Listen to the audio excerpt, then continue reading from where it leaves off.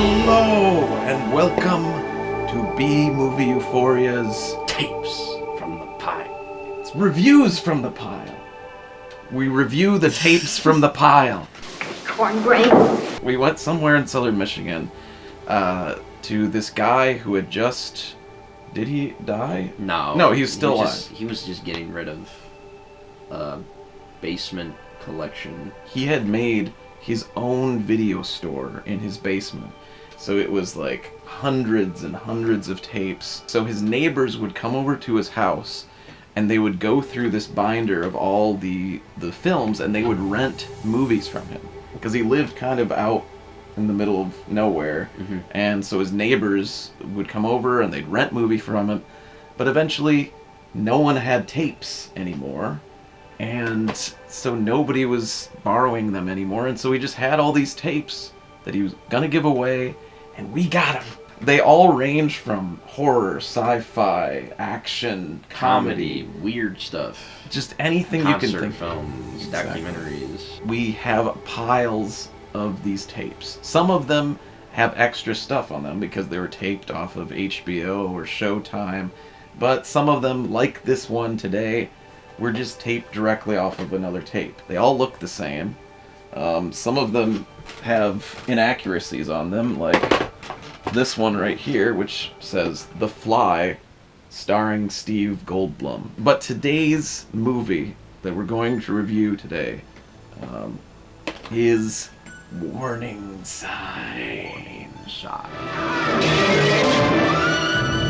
Pray for the people trapped inside.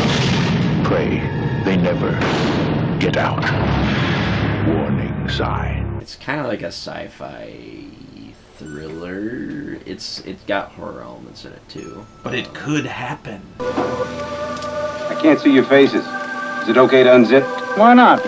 It was directed by Hal Barwood, who he did write a couple of interesting things. He wrote the movie Dragon Slayer, which is like a sword and sandal Sorcery movie, and he also wrote Corvette Summer, which wasn't Mark Hamill in this? It's one of Mark Hamill's first movies. But all of those movies, he also worked with Matthew Robbins, who also wrote this movie. And I want to talk about these two guys because specifically the writing in this movie is really good. This corn's been eating its Wheaties. Sam Waterson plays a local sheriff in this town. Who eats Popeyes, although. He loves his Popeyes. You hear that? Supper's on me tonight. And his wife, who's played by Kathleen Quinlan, Joni, works at this biochemical company. It's called Biotech, and I think their cover is they're researching Corn. But little do they know that they're actually working on a top secret biological weapon. Chemical warfare. Yeah, biological warfare. Yeah. As always happens, somebody knocks over a vial of some scary shit, and it gets knocked around kind of hilariously by all the scientists. It goes from one boot to another, and then finally someone steps in it. Literally. And then it's in the air, and everybody's breathing it. As soon as this thing is broken, the vial is broken. The forbidden glow stick. Exactly. The emergency protocols go into effect, and Joni, who is like the security guard of the place, she kind of like looks over all the cameras and all the videos and everything.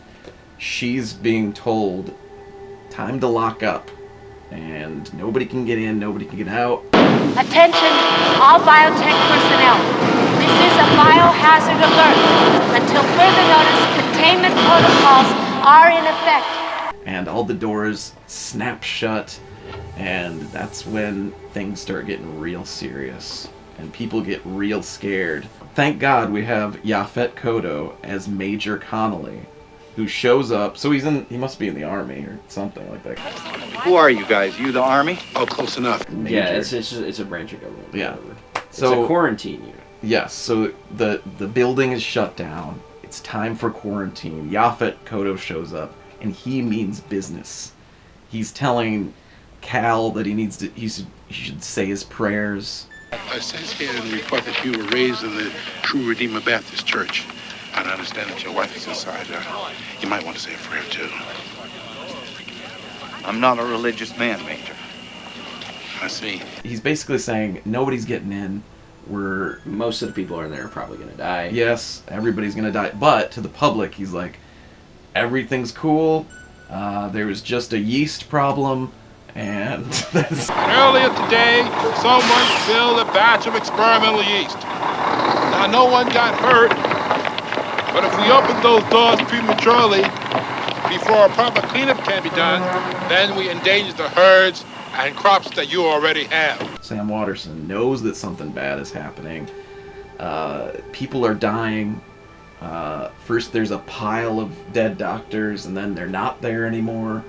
And then we find out that this chemical that got loose and is giving everybody the glow warts is very, very dangerous. Yeah. And making people very upset. Cal has to call goes to Dr. Dan Fairchild's house. Did somebody spill something? That's what they're saying. Experimental yeast? Yeast? He was fired. Or he either was fired for like being a drunk, or he left because he knew too much. He knew something was going on. Yeah. It wasn't on the up and up. Listen, my friend, there are 85 people trapped down there, trapped in your mess. And you're going to help me get them out. Not me. Dr. Dan Fairchild, played by Jeffrey DeMunn from AMC's The Walking Dead. That's right. Forget his character's name, but he is the gentleman who drives the RV and always has sage advice. He's really great in this movie. I mean, everybody's really good. Like, I don't think there was a bad actor in this movie. Yeah. It's all kind of people who are hungry for, like, roles to sink their teeth in.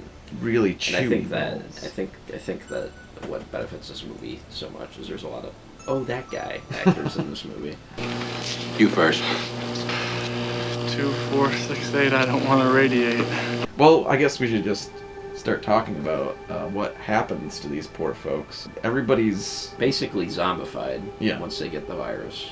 So we got a rage virus happening. They're kind of zombies. They can still talk. They can hold thought and have conversations, but they're not crazy. they're not like rotting or anything. Yeah, they're just really, really crazy, and they're dangerous. Oh, Jesus. You'll be all right. Take it easy. You're gonna be okay.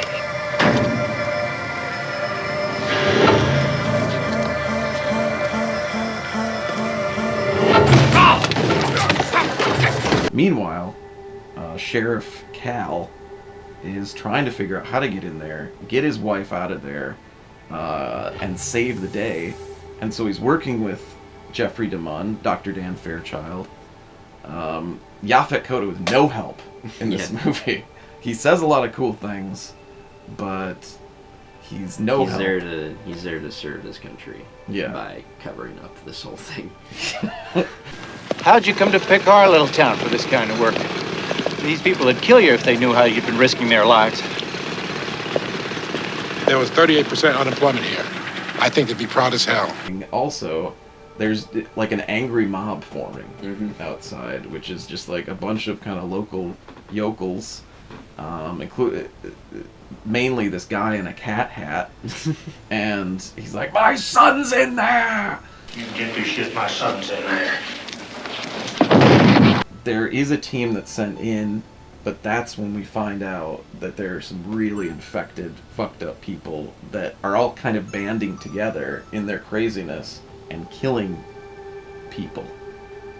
And then there's also some people that aren't infected. Yeah. Including Dr. Murnau. So it's Dr. Murnau is like the head of a bunch of people that weren't infected, but they closed themselves off in like an arcade room. there's a group of people who are in an arcade that's at this facility. That's one heck of a break room. It's got crystal castles. It's pretty cool. Yeah. What are they gonna do? Does everyone feel okay? Any headaches, sore throats, or fever? Cinematography by Dean Cundy. Yeah. What else did Dean Cundy do? Halloween.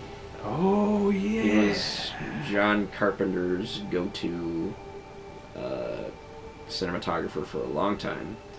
And he did a few other, like, hokey action sci-fi horror movies until, like, he went big in Hollywood. And I think he did Jurassic Park. I'm pretty sure he did. Wow. Yeah. Now he's, like, renowned as, like, one of the greatest cinematographers ever to pick up the camera. So. And, I mean, as far as... But he did this fun little pot boiler science fiction kind of horror movie. That's basically what it is, because it all kind of takes place in one area. Besides seeing Sam Waterson eat Popeyes in a truck. Cold chicken. Yeah. It's all kind of... in the messy scientist's house. But it's all kind of located in this building. Mm-hmm. So it adds to that kind of claustrophobic feeling. Sam Waterson, Cal Morse, and Jeffrey DeMunn, Dr. Dan Fairchild, they realize they got to get in there, and they have to figure out how to stop this rage virus, even though Yaphet Kotto is doing everything he can to stop them from going in there. But Cal is like, no, I got to get my wife, I got to get Joni, so she can get out of there, because Joni is the only one who's not infected for some reason. I want you to talk to my wife. She's not sick. Has she been exposed? Yes, and she's healthy. So they think that she has something about her that makes her immune, so they want to do the antibodies. I don't want to give too much away, because the whole movie, it never gets boring. Yeah, it is very much go, go, go. You start off in the lab, and they're working on the things, and you immediately see how it's going to go bad. So it's just... within the first 5 minutes, they're like shutting the building down. I can't give away the ending because it gets too good in the end. There's like explosions and people are on fire and infected people attacking other people and...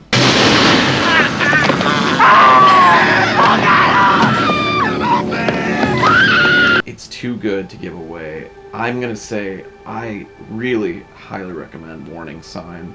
What do you say, Alex? Yeah. This is I'm sure this is a movie that came and went when it came out, didn't make its budget back, got released to video and was sort of forgotten about since. But this is like, especially with everything that happened during the pandemic, this is like a cool movie to watch.